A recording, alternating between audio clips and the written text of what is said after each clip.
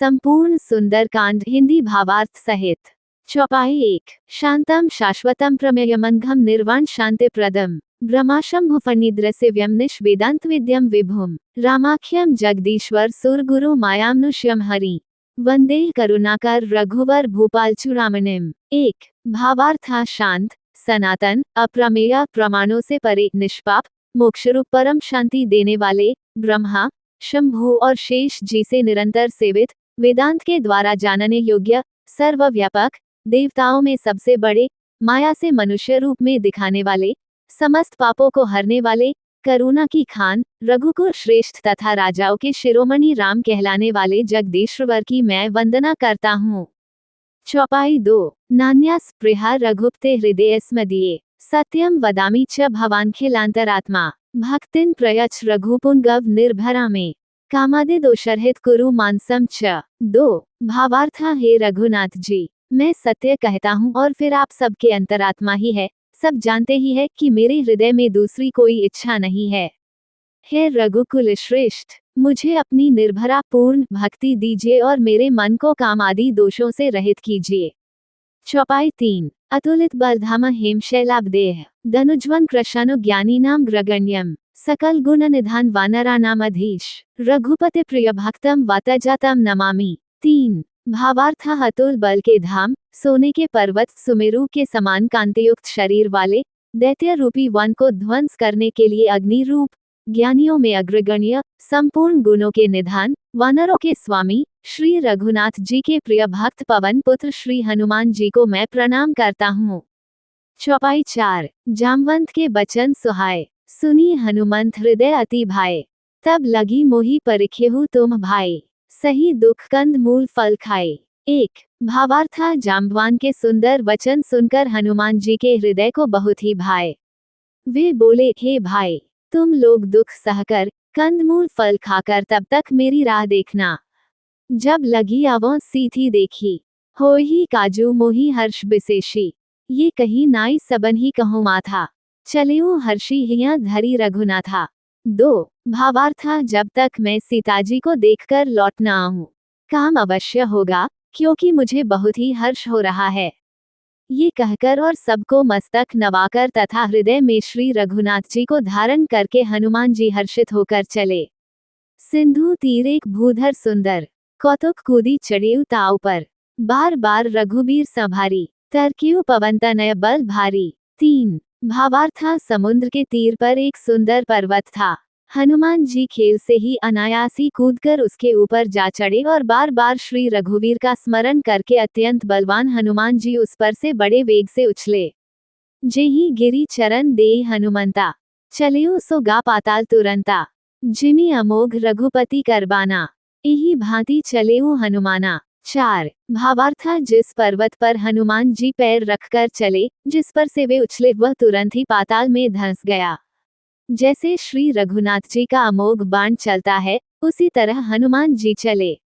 जलनिधि रघुपति दूत बिचारी ते मैनाक हो ही श्रमहारी। 5। भावार्थ। समुद्र ने उन्हें श्री रघुनाथ जी का दूत समझकर मैनाक पर्वत से कहा कि है मैनाक, तू इनकी थकावट दूर करने वाला हो, अर्थात अपने ऊपर इन्हें विश्राम दे।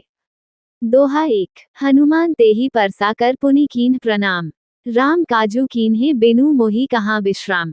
1। भावार्थ। हनुमान जी ने उसे हाथ से छू दिया, फिर प्रणाम करके कहा, भाई, श्री रामचंद्र जी का काम किए बिना मुझे विश्राम कहा। जात पवन सुत देवन देखा जाने कहूँ बल बुद्धि विशेषा सुरसा नाम अहिन कय माता पठिन ही आए कही ते ही बाता। 1। भावार्थ। देवताओं ने पवन पुत्र हनुमान जी को जाते हुए देखा। उनकी विशेष बल बुद्धि को जानने के लिए परीक्षार्थ उन्होंने सुरसा नामक सर्पों की माता को भेजा। उसने आकर हनुमान जी से यह बात कही, आजू सुरन मोहि दीन हारा सुनत बचन कह पवन कुमारा राम काजू करी फिरी में आवों सीता कई सुधी प्रभु ही सुनावों। 2।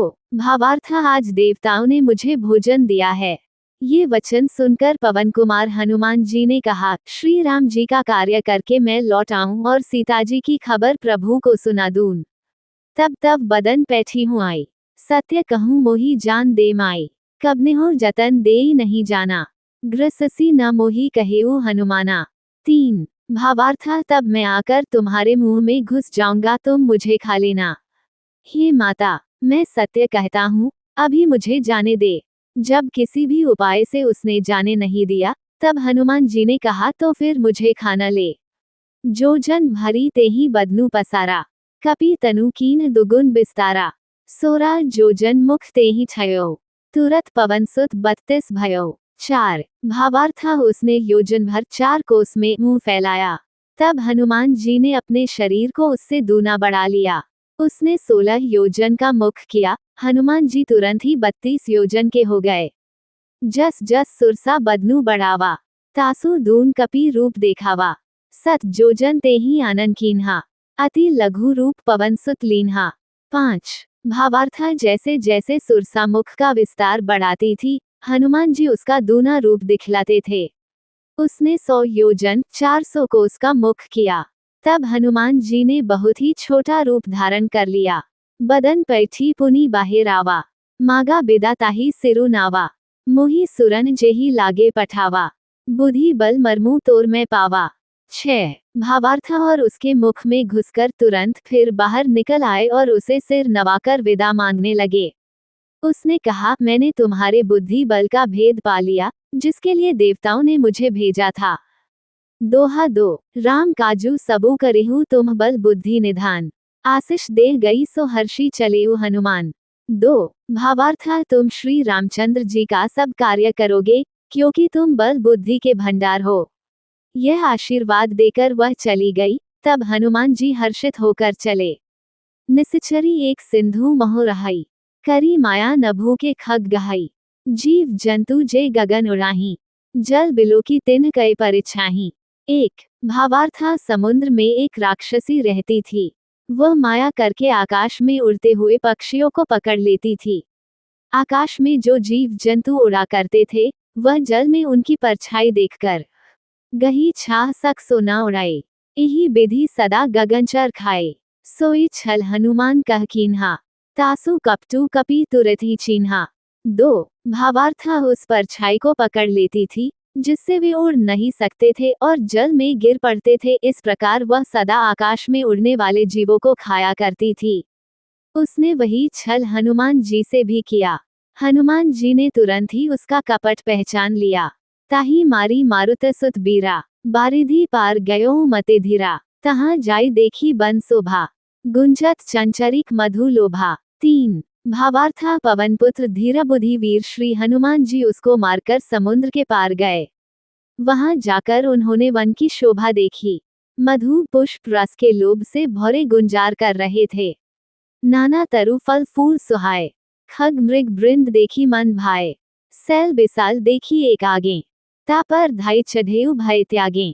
4 भावार्थ अनेकों प्रकार के वृक्ष फल फूल से शोभित है। पक्षी और पशुओं के समूह को देखकर तो वे मन में बहुत ही प्रसन्न हुए। सामने एक विशाल पर्वत देखकर हनुमान जी भय त्याग कर उस पर दौड़कर जा चढ़े। उमा न कछु कपि कय अधिकाए, प्रभु प्रताप जो कालही खाए। गिरी पर चई लंका तेहि देखी, कहीं न जाय अति दुर्ग विशेषी। 5 भावार्थ शिवजी कहते हैं, हे उमा, इसमें वानर हनुमान की कुछ बड़ाई नहीं है। ये प्रभु का प्रताप है, जो काल को भी खा जाता है। पर्वत पर चढ़कर उन्होंने लंका देखी। बहुत ही बड़ा किया है, कुछ कहा नहीं जाता। अति उतंग जलनिधि चहुपासा, कनक कोटकर परम प्रकाशा। 6 भावार्थ वह अत्यंत ऊंचा है, उसके चारों ओर समुद्र है। सोने के परकोटे चहार दीवारी का परम प्रकाश हो रहा है। छंद कनक कोट विचित्र मणिकृत सुंदरायतना घना, चुहट हट सुबट बीथी चारुपुर बहु विधि बना। गज बाजी खच्चर निकप अज्जर रथ बरूथिन को गने, बहुरूप निसिचर जूथ अतिबल सेन बरनत नहीं बने। 1 भावार्थ विचित्र मणियों से जड़ा हुआ सोने का परकोटा है, उसके अंदर बहुत से सुंदर सुंदर घर है। चौराहे, बाजार, सुंदर मार्ग और गलियां हैं। सुंदर नगर बहुत प्रकार से सजा हुआ है। हाथी, घोड़े, खच्चरों के समूह तथा पैदल और रथों के समूहों को कौन गिन सकता है। अनेक रूप के राक्षसों के दल है, उनकी अत्यंत बलवती सेना वर्णन करते नहीं बनती। बन बाग उपबन बाटिका सरकूप बापी सोही। नर नागसुर गंधर्व कन्या रूप मुनि मन मोही। कहूँ माल देह बिसाल सेल समान अतिबल गर्जही। नाना अखारेन भेरी बहु विधि एक एकिन तरजही। 2 भावार्थ वन, बाग, उपवन बगीचे फुलवाड़ी तालाब कुएं और बावलियां सुशोभित है। मनुष्य, नाग, देवताओं और गंधर्वों की कन्याएं अपने सौंदर्य से मुनियों के भी मन को मोहे लेती है। कहीं पर्वत के समान विशाल शरीर वाले बड़े ही बलवान मल पहलवान गरज रहे हैं।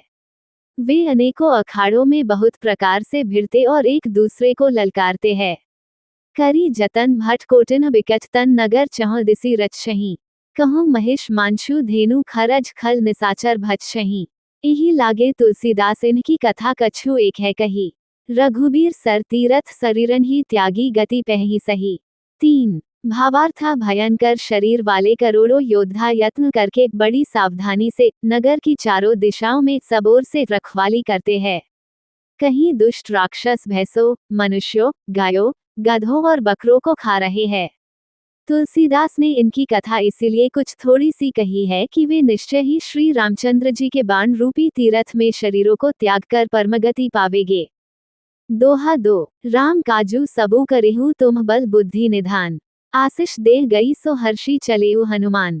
2 भावार्थ तुम श्री रामचंद्र जी का सब कार्य करोगे क्योंकि तुम बल बुद्धि के भंडार हो। यह आशीर्वाद देकर वह चली गई। तब हनुमान जी हर्षित होकर चले। निसिचरी एक सिंधु मोह रहाई। करी माया नभू के खग गहाई। जीव जंतु जे गगन उड़ाही। जल बिलो की तिन्ह कई परिछाही। 1 भावार्थ समुद्र में एक राक्षसी रहती थी। वह माया करके आकाश में उड़ते हुए पक्षियों को पकड़ लेती थी। आकाश में जो जीव जंतु उड़ा करते थे वह जल में उनकी परछाई देखकर गही छाह सक सो न उड़ाए। इही विधि सदा गगनचर खाए। सोई छल हनुमान कह कीन्हा। तासु कपटू कपी तुरत ही चीन्हा।